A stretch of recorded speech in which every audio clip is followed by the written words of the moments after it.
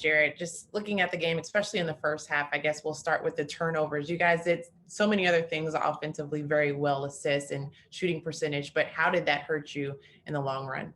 I, we just know how turnovers have plagued us this whole season. We do a whole lot of things right, and then it just looks at the stat sheet, and there's just that turnover column is populated quite a bit, but it just helped them get open baskets, transition threes, just points off of our turnovers.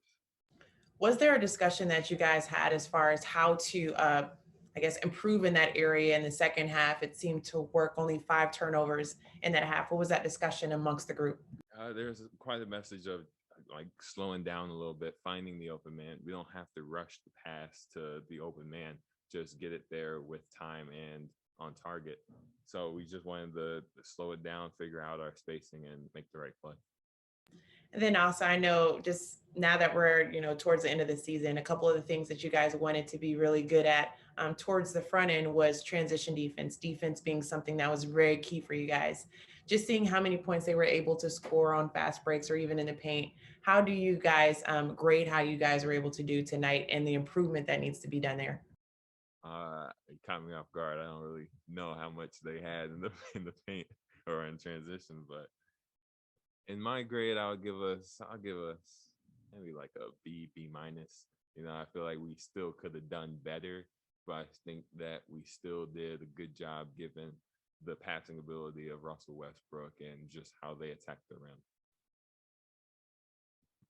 rim. Fedor. Chris Fedor, Cleveland.com. Hey, Jarrett. Hey. Tonight, the Wizards clinched a play-in spot with you guys on the other side, and I know that was something that you guys had talked about going back the last month or something. How difficult is it when that happens and you're on the other side of it? It's definitely difficult. I mean, at this point, we're more worried about ourselves and the future. Obviously, congratulations to the Washington Wizards, but that's not our priority. It's tough seeing another team do what you wanted to do. We were fighting for that spot and they took it from us. But still, at the end of the day, we have different things going down the line and just look to the future. Following up on that, is there something that you learned about yourselves over the last 3-4 weeks that you can take into the future that makes you believe that you can be that team, or that you learned how to become that team? Over these past couple weeks, if you look at the core, you can pick out one thing that everybody has improved on, from Darius Garland, Isaac, Colin, throw me in there. Just everybody has been improving in little ways, showing that we have the talent to be that team. It's just going to take experience and time. So I think that's a big positive that we can have going forward. Thank you. No problem. Kelsey Russo, The Athletic. Jarrett, actually really following up on that last point you just made, because of those improvements, individual improvements that you have seen, when the whole team's healthy and you get a chance over the summer, does it give you a sense of hope of where this team can go when you are healthy? Obviously, it plays a big factor. Absolutely. I think we have the pieces. I mean, it's tough because we haven't seen them in 3 weeks, on the court. We're just trying to be piecing small things together, trying to make it all work. But just look at us when at the end of before All-Star break, went on that 4-game winning streak.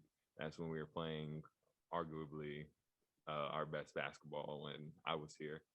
And just from there, just went up and down, but still just looking at the positives. Thanks. Marla. Marla Ridenour, Akron Beacon Journal.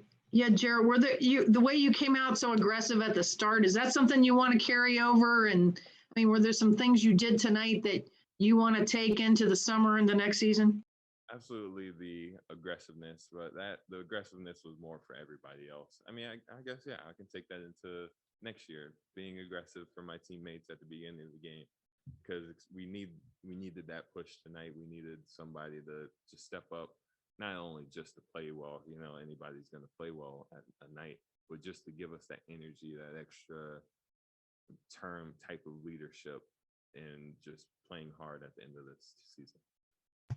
And you've said a lot of good things about Isaac, but just the way he's sort of putting his all around game together here lately, just how great is that to see? It's awesome to see. It's been a great rookie season for him. He's been through a lot, just seeing trades, just how much he's been playing. I saw he played the most minutes out of every single rookie. That's a tough job coming in at how old he is, and he's handled it like a real professional. And just going down the line, I think that's going to help him in the long run, making him have a good lasting career. Thank you. No problem. Two more, Christos, then Fedor. Christos, go. Hello, Jarrett from Greece. Hope you're doing well. You mentioned the potential of your team, so I would like to ask you, what do you need to improve about your work, about your game as a team, about on the next summer, and what do you need to do to be a top 10 team in the East? So firstly, the main thing is the turnovers. That's been around us the whole season. That's been a big thing.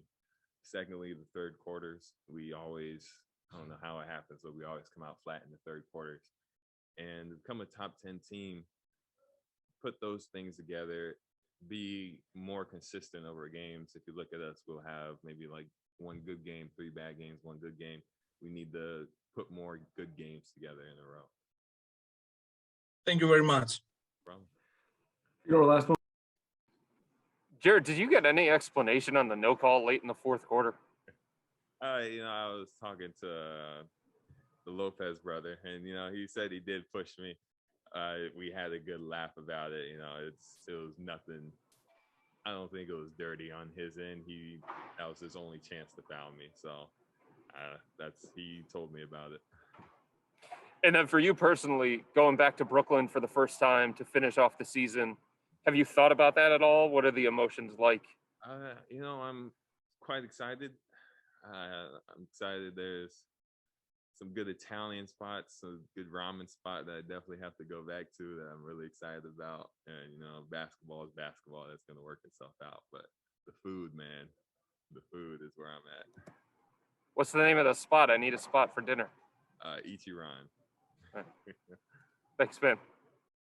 Isaac, I know that you play many roles throughout this season. Obviously, on the defensive end, we're seeing how your offense is growing too. But did we see you running some one today as well? Yeah, he had me running one, running plays, me coming off the pick and rolls, trying to find teammates, set people up. I feel like I did good doing that. And is that just one of those things where you wanted more on your plate, or you're just seeing how the confidence is growing and seeing how much they're willing to give to you in order to, step up or find some more growth on the offensive end?